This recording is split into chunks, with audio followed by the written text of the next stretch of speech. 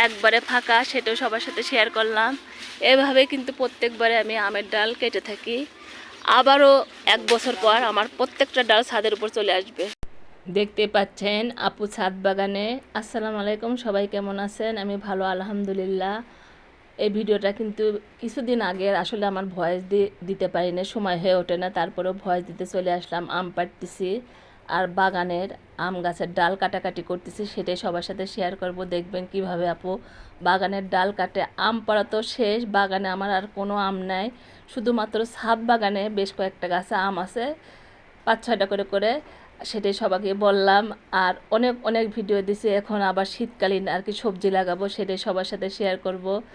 আর দেখেন ও কীভাবে, অনেক কষ্ট হয় কিন্তু আম পাড়তে, তারপরে ওর থেকেই পাড়তে হয়, কারণ যেহেতু বড় গাছ, ও ছাড়া আসলে আমি আর অন্য কাউকে দিয়ে পারাই না। ওই যে ডাল কেটে নিচ্ছে সুন্দর করে, ওকে বললাম ভালোভাবে ডালগুলো কেটে দে। আর এবার একটু বেশি বেশি করেই আমি আর কি ডাল কেটে দিছি, যাতে আমার ছাদ বাগানে রোদ আছে, যেহেতু আমার ছাদ বাগানে অনেক গাছ, আগে তো গাছ ছিল না, যেন ছাদে আসে, ওই জন্য করেই এই ব্যবস্থা করতেছি। ভালোভাবে ডালগুলো কেটে কেটে দিচ্ছি, বড় বড় ডালও কেটে দিচ্ছি, আবার নতুন করে ডাল গজাবে সেটা আমি জানি।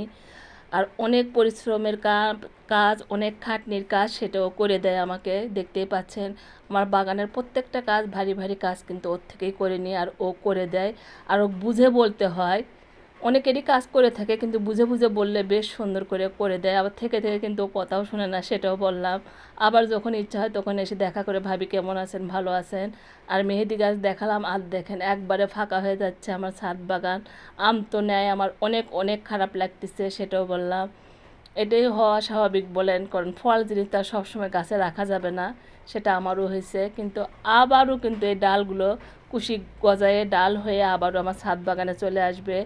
আর ভিডিওটাও হয়তো বড় হবে, সবাই দেখবেন, আমার অনেক ভালো লাগবে। লাইক দিবেন, শেয়ার করবেন ভালোবেসে আমার। আর বড় বড় ডালগুলো কিভাবে দেখেন কেটে নিচ্ছি, করাতু বলে, আরিও বলে, এক এক জায়গায় এক এক ভাষা।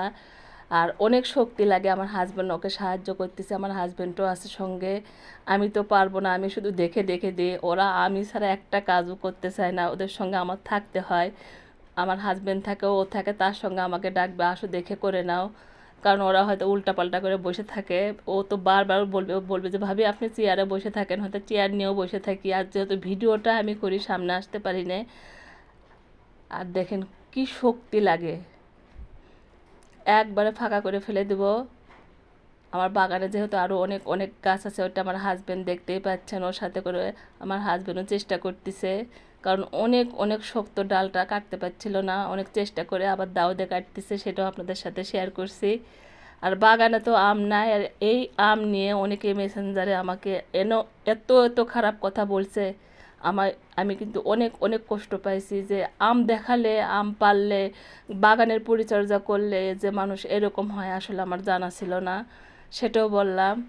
আর অনেক অনেক বাগানে পরিশ্রম করলে কিন্তু সময় দিতে হবে বাগান করতে গেলে। দেখেন ওকে বললাম কার্নিশটা ভালো করে সুন্দর করে পরিষ্কার করে দে, ও তো দিতে চায় না। ওকে একটু বলি যে দে ভাই দে, কারণ আমার লোকজন কম থাকে, আমার হাজব্যান্ড হয়তো ওই সাইডে উঠতে পারবে না। ওকে বললো যে দিয়ে দে তোর ভাবি, ও আবার দিতে নিল, সেটাও দেখালাম।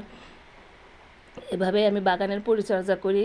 আর বাগান করলে কিন্তু দায়িত্ব নিতে হবে, অনেক অনেক দায়িত্ব নিতে হবে। একটা বাচ্চার মতো করে গাছ মানুষ করতে হয়। ওরা কি খায়, কখন কি নেয়, কখন পোকা ধরলো, কখন পানি দিতে হবে, কখন কম পানি দিতে হবে, সব দিকে খেয়াল রাখতে হয়। কোথাও গেলে কিন্তু আমার বাগানের টেনশন করতে হয়, তো বাগানের টেনশনে হয়তো অনেক সময় কোথাও যাওয়াও হয় না। আমার আম্মা তো অনেক অনেক মন খারাপ করে যে আমার মেয়েটা